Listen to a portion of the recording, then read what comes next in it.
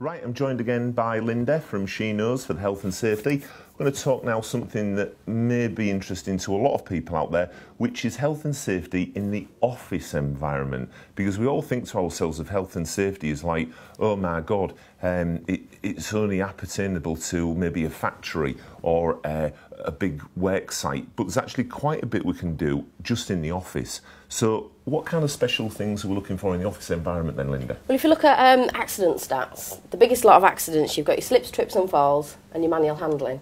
Really? Yeah, and that's across the board from it being offices to, you know, the factories and the construction sites. At the end of the day, your slips, trips and falls are the things where people aren't concentrating. They might be answering the phone or, you know, thinking about the next appointment, walking on, doing things. And even in this office, we've all got trailing cables and things. Yeah. And all you have to do is just cover something up or put a notice up and say, look, unusual work going on, you know, don't forget, we've got an interview in today. So is that a bit of a bollocking that she's giving me? I think it is. It's realistic though, isn't it? It is realistic, and you know, it's absolutely right. And you show me in here and you say, just mind the cables when you come in. That's it. And you've got three people at the other side of these cameras telling, you know, we can all stand up in court and go, yeah, you said that. Yeah. Fair point, fair point.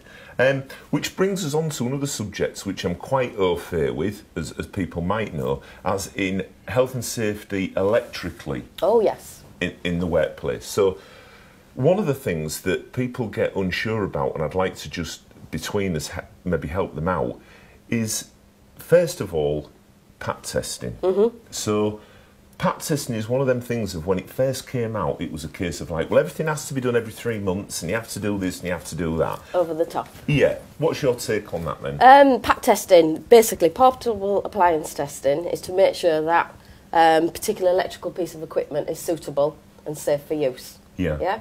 So there's two different ways of looking at it. On a visual check of a piece of equipment, 80% of faults are found on that visual check. Yeah. The next lot of faults are found on the people plugging it in and zapping it to make sure that the internal wiring's okay. Guidance actually treats areas differently. So an office computer might be every 48 months. Yeah. That you have to check it. It sits there, it doesn't move.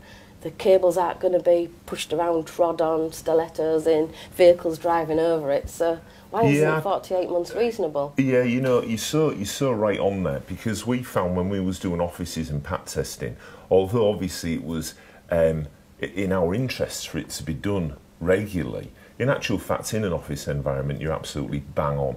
If it's not moving anywhere, just leave it where it is, give it a test.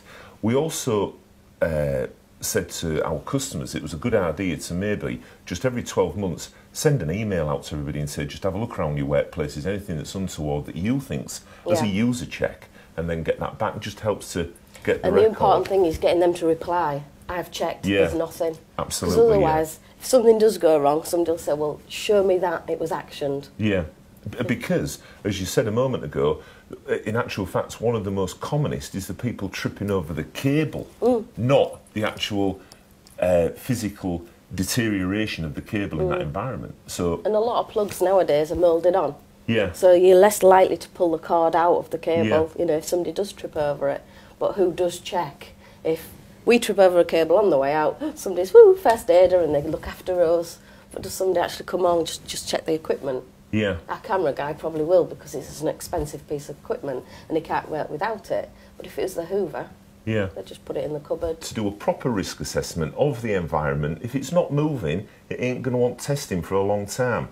If it's having a hard environment, then let's get it tested more regularly.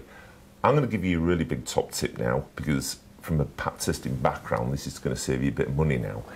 If your pat tester comes in to you and says, right then, we're going to do it at X amount, and you do your leads separately, then you do need to do your leads separately, because you need a certain level of traceability.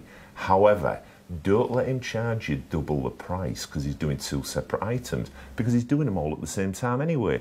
Just let him charge you a little bit extra for it. Two experts for the price of one. Yeah, two for the price of one.